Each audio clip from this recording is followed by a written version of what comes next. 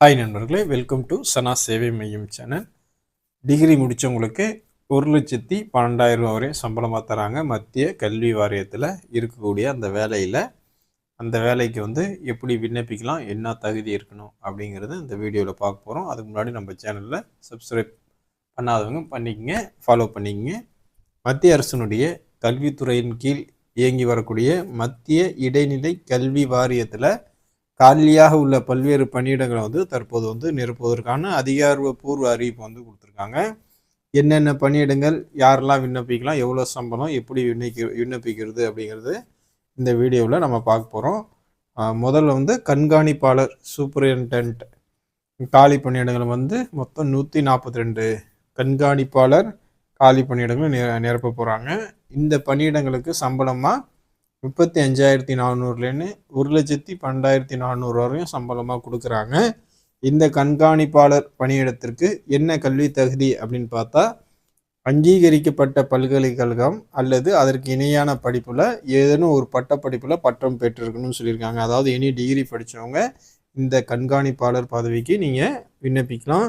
இதோட விண்டோஸ் தெரிஞ்சிருக்கணும், MS office தெரிஞ்சிருக்கணும் அப்படின்னு சொல்லியிருக்காங்க. பெரிய தரவு தளத்தை கையாளுறது, இணையம் போன்ற விஷயங்களில் கணினி பயன்பாடு, வேலை அறிவு தெரிஞ்சிருக்கணும் அப்படின்னு சொல்லியிருக்காங்க.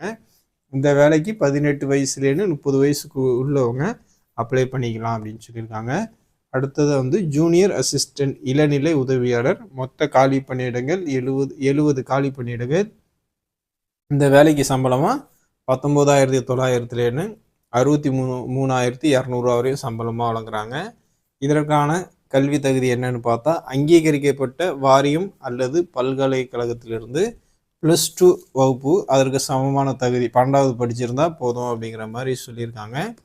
கணினியில் ஆங்கிலத்தில் 35 WPM அல்லது ஹிந்தியில் 30 WPM தட்டச்சு, அதாவது டைப்ரைட்டிங் வேகம் தெரிஞ்சிருக்கணும் அப்படின்னு சொல்லியிருக்காங்க.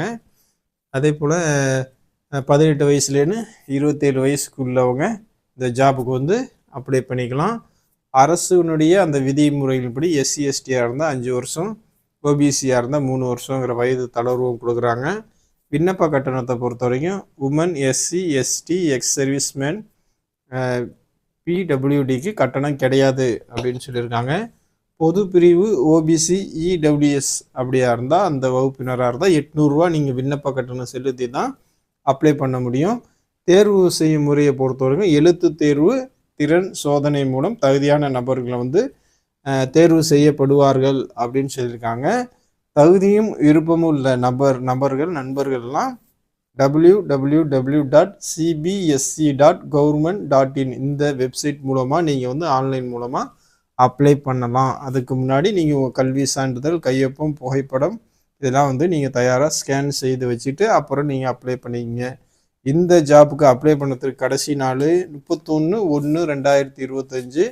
நண்பர்களே, மத்திய கல்வி வாரியத்தில் அருமையான வேலை வாய்ப்புள்ள நண்பர்கள், விருப்பமுள்ள நண்பர்கள் இந்த வாய்ப்பை சரியான முறையில் பயன்படுத்திக்கங்க. நன்றி.